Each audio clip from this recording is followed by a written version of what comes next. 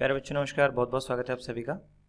बच्चों आज हम लोग जो पेपर डिस्कस करने वाले हैं ये है आपका M3 और इस पेपर का कोड है बच्चों RAS401। ठीक है, तो ये पेपर हम लोग आज डिस्कस करेंगे और आप लोग अपने पेन एंड पेपर ले लीजिएगा। मैं जानता हूँ कि बहुत लंबा समय हो गया जब आप लोग मेरे से M3 के पेपर का आंसर की के लिए कह रहे हो लगातार और मैं नहीं बना पा रहा हूँ, तो उसके लिए मैं बहुत बहुत माफ़ी चाहता हूँ आप लोगों से।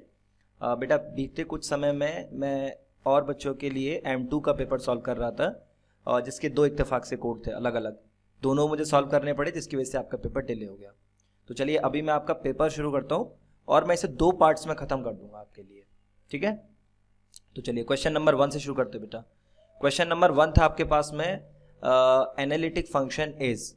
बेटा इस क्वेश्चन के लिए जो आपका करेक्ट ऑप्शन था वो था डिफरेंशिएबल फंक्शन। एनालिटिक फंक्शन क्या होता है? It is differentiable.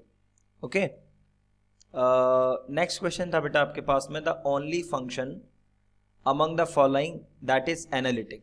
अच्छा, जब आप इसको सॉल्व करोगे ना बेटा तो f of z equals to real part of z and f of z equals to imaginary part of z, ये कोई भी कैसा फंक्शन नहीं है, एनालिटिक फंक्शन नहीं है।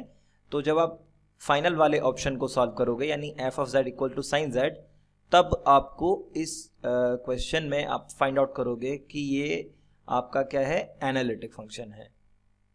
चलो नेक्स्ट क्वेश्चन है आपके पास में बेटा, मैं सीधे क्वेश्चन और आंसर बता दे रहा हूं आपको। नेक्स्ट क्वेश्चन है आपके पास में suppose l limit g of x minus g not over x equals to 1, तो हमें बताना है कि कौन सी कंडीशन निम्न में से फॉलो करती है। बेटा इसके लिए करेक्ट है आपके पास में G dash of 0 equals to 1, that means option C is the correct answer for this question. Next one is बेटा a point at which a function ceases to be analytic is called singular point। तो इस question के लिए बेटा आपका correct answer था option A. तो जिन लोगों ने ऑप्शन ए सेलेक्ट किया है उनका आंसर एकदम सही रहा होगा, उनको मार्क्स मिलेगा उसका। नेक्स्ट बेटा आपको बताना था कॉचे-रीमन यानी CR इक्वेशन आपको बतानी थी कौन सी होती हैं। तो बेटा इसके लिए आंखें बंद करो और सीधे सीधे ऑप्शन 1 लगा दो। ठीक है, यानी u of x equals to u y v y, v y मतलब del v over del y equals to del v over del x, it's not del v over del x, del u over del y equals to del v over del x, that is minus times. That means option A is the correct answer for this question. Next question पे चलते बेटा। Next question है हमारे पास में the function f of z equals to modulus of z is constant. बेटा इस question के लिए आपका करेक्ट आंसर है नॉन एनालिटिक फंक्शन। इस फंक्शन को आप क्या बोलोगे? F of z equals to modulus of z is a non analytic function. ठीक है, तो ये आपका ऑप्शन सी करेक्ट आंसर हुआ इस क्वेश्चन के लिए। नेक्स्ट है बच्चे आपके पास में question number 7, if f of z equals to u plus i v in polar form is analytic then. अच्छा, आपको ये बताना है कि इनमें से कौन सा क्वेश्चन का आंसर होगा। तो बेटा इसके लिए पोलर फॉर्म में del u over del r equal to होता है 1/r del v over del theta के। दैट मीन्स ऑप्शन सी इसके लिए करेक्ट आंसर है। और ये फॉर्मूला बेस्ड क्वेश्चन है बेटा, अभी तक जो मैं बता रहा हूँ ये फॉर्मूला बेस्ड है, इसमें कुछ ज़्यादा सोचने की जरूरत नहीं है। क्वेश्चन नंबर 8 भी फॉर्मूला बेस्ड क्वेश्चन है, आप सीधे सीधे फर्स्ट यूनिट में ही अगर आप चेक करोगे तो आपको ये वहाँ मिल जाएगा। नेक्स्ट है आपके पास में आपको बताना del u over del theta किसके बराबर होगा। तो बेटा इसके लिए ऑप्शन बी है आपका, मतलब minus times of r del v over del r. Next question है आपका बच्चों क्वेश्चन नंबर 9, और क्वेश्चन नंबर 9 क्या कहता है बेटा, the value of integral whole integral okay del z over z by z minus 2 bounded in C where C is a circle given by modulus of z minus 2 equals to 1 is. तो बेटा इसे solve करोगे तो आपका answer आएगा 2 पाई आई, क्योंकि यहाँ पे एफ ऑफ ए का वैल्यू क्या है बेटा 1। मैं बता रहा हूँ आपको कभी कभी आंसर आपके डिले होते हैं बेटा, उसका रीज़न ये नहीं है कि आपका क्वेश्चन पेपर सॉल्व नहीं किया जाता है। उसका बेटा एक रीज़न सिर्फ ये है बच्चे कि आपका पेपर सॉल्व हो रहा है और सॉल्व होने में बस थोड़ा सा वक्त लग जा रहा है ना। तो यहाँ पे एफ ऑफ जेड आपका 1 है। चलो नेक्स्ट क्वेश्चन है आपके पास में question number 10, the value of whole integral of e raised to power z over z minus 2 del z bounded in C where C is a circle given by modulus of z equals to 3 is। आपको बताना था इसके लिए correct answer. तो बेटा 10 के लिए correct answer है आपका 2 पाई आई ई स्क्वायर। सॉल्व करोगे तो यही आंसर आएगा आपका। नेक्स्ट क्वेश्चन है बेटा आपके पास question number 11, every bounded entire function must be constant, यानी option B is the correct answer for this question. Next है आपके पास में बच्चों क्वेश्चन नंबर 12, आपको बताना है consider the function f of z equals to e raise to power 3 over z then z equals to 0 is. और बेटा इस क्वेश्चन के लिए करेक्ट आंसर है आपका एसेंशियल सिंगुलैरिटी। और बेटा आप सब लोग हमेशा की तरह मेरे साथ अपने आंसर्स मैच करेंगे, कमेंट्स में मुझे अपने आंसर बताएंगे। The one who gives his answer in his comment, I will appreciate him personally in the comments. So you are most welcome. आप सभी को जो जो लगता है आप मुझे अपने आंसर बताते रहा कीजिए, ठीक है। और बच्चों को हेल्प हो जाएगी, किसी का शायद मैच करेगा आपके साथ, सही किया है तो। क्वेश्चन नंबर 13 है बेटा, consider the function f of z equals to sine z over z raise to power 4। Then आपको बताना है कि जो पोल्स होंगे उनके ऑर्डर क्या होंगे। बेटा इसके लिए जो आपका आंसर रहेगा वो रहेगा 3, that means option B is the correct answer for this question. अब रीजन ये है कि एक जेड ना आपका कैंसिल आउट में चला जाएगा। नेक्स्ट है आपके पास में बेटा, नेक्स्ट है आपके पास क्वेश्चन नंबर 14, और क्वेश्चन नंबर 14 ये कहता है consider the function f of z equals to 1 minus e raise to power z over z raise to power 3। Then आपको बताना है कि पोल का ऑर्डर क्या है। बेटा क्वेश्चन नंबर 14 में भी आपका जो आंसर आ रहा है वो आ रहा है ऑप्शन नंबर सी, यानी पोल का जो ऑर्डर रहेगा 2। और यहाँ पे भी सेम चीज हो रही है, z की पावर 3 है, एक z आपका कैंसिलेशन में जाएगा, ठीक है। एक z आपका किस में जाएगा, z जाएगा आपका कैंसिलेशन में। तो इसको जब e की पावर z खोलोगे तो ये कुछ ऐसी सिचुएशन बनेगी आपके पास, है ना। तो ऐसे चलता जाएगा और ये कुछ कैंसिलेशन में आ जाएगा। चलो क्वेश्चन नंबर 15 देख लेते हैं। तो मतलब इसका करेक्ट ऑप्शन सी था। नेक्स्ट है आपके पास में क्वेश्चन नंबर 15, और क्वेश्चन नंबर 15 के लिए करेक्ट आंसर है बेटा आपका option number B. Let me read the question to you. Consider the function f of z equals to z cos 1 upon z, then the residue of f of z at z equals to 0 is.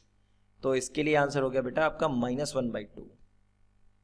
Next है आपके पास question number 16, consider the function f of z equals to -5z, not -5z, it is 5z - 2 over z dot z-1 in the bracket. और आपको बताना है कि यहाँ पे residue of f of z at z equals to 1 is.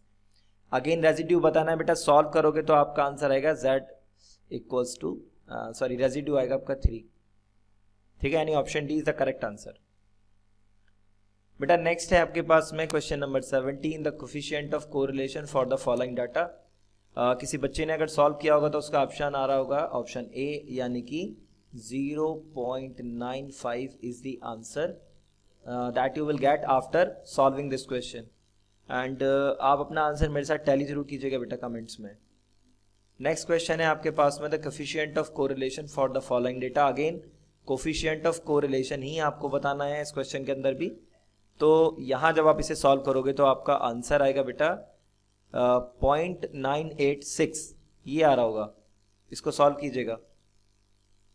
Next है आपके पास में question number 19, find the values of a b c so that y equals to a plus B x plus c x square best fit. अच्छा secant method किसी ने solve किया होगा तो उसको पता होगा इसको कैसे सॉल्व करना है। सीकेंट मेथड की हेल्प से इसको सॉल्व करेंगे तो आपके a b c के जो वैल्यू आएंगे बेटा वो आएंगे a equals to 1, b equals to 2, not b equals to 2, b equals to 3 and c equals to 2। मतलब option B is the correct answer for this question. बेटा नेक्स्ट है आपके पास में question number 20, find the value of A B so that y equals to a x raise to power b is the best fit to the data. Again secant method के ऊपर आधारित question है आपका, और बेटा इसको सॉल्व करोगे तो आपका आंसर आ रहा होगा a equals to 0.5022 and b equals to आ रहा होगा 2.997, यानी कि option B is the correct answer for this question. Next one is 21, and 21 क्या कहता है आपके पास, find the values of A B so that y equals to a plus B X square is the best fit to the data. Okay, तो 21 के लिए बेटा आपका करेक्ट आंसर है सी, दैट इज यहाँ पे है ना। और y इक्वल्स टू, ये आंसर भी मैं बता रहा हूँ आपको, ये हो जाएगा 2.50 एंड 1.32 एक्स स्क्वायर। ठीक है। नेक्स्ट है आपके पास क्वेश्चन नंबर 22, कहता है कि if standard deviation 6.5 means 2.96 mode equals to 27.52 then Karl Pearson coefficient of skewness आपको बताना था बेटा। इसके लिए आपका करेक्ट आंसर है ऑप्शन डी, यानी कि 0.32। एक बार सॉल्व कीजिएगा। क्वेश्चन नंबर 23 आपके पास में वेरिएंस आपको दिया हुआ है, मीन आपको दिया हुआ है, मीडियन आपको दिया हुआ है। अगेन आपको क्या निकालना है, Karl Pearson's coefficient of skewness निकालना है, और इसके लिए जो आपका आंसर आ रहा है वो आ रहा है ऑप्शन सी, यानी कि 0.4। ठीक है, तो ये भी एक बार देखिएगा। नेक्स्ट है आपके पास में क्वेश्चन नंबर 24, और क्वेश्चन नंबर 24 क्या था, वेरिएंस आपको बताना था फॉर अ बाइनोमियल डिस्ट्रीब्यूशन। बेटा इसके लिए भी आपका आंसर है एनपीक्यू, मतलब ऑप्शन सी। नेक्स्ट है आपका क्वेश्चन नंबर 25, और ये इस वीडियो के लिए लास्ट क्वेश्चन होगा। ठीक है, क्वेश्चन नंबर सी है बेटा, in the rolling two fair dice the probability of getting equal number or numbers with even product is. Well, इसके लिए करेक्ट आंसर है आपका option number C, that is 27/36। Okay, so in this video हम लोग इतना ही रखेंगे। Okay, और next video में हम लोग कोशिश करेंगे कि कंप्लीट पेपर को सॉल्व कर लें, क्योंकि बेटा पेपर सॉल्व करने में टाइम लग जाता है, इसलिए आपके क्वेश्चंस कुछ लिमिटेड ही सॉल्व हो पाते हैं। साथ ही अगर आपको किसी और सब्जेक्ट पे भी आंसर कीज चाहिए, क्योंकि अभी मैथ फिनिश होने वाला है, तो आप मुझे मेरे मेल पे भेज सकते हैं। बेटा मेल आपको मेरी हर वीडियो के डिस्क्रिप्शन में दिया हुआ है मैंने। तो मैं अब आपको नई वीडियो में मिलूंगा, तब तक आपसे गुजारिश करूंगा कि आप सभी अपना ख्याल रखें, और जल्दी मिलते हैं नई वीडियो में। तब तक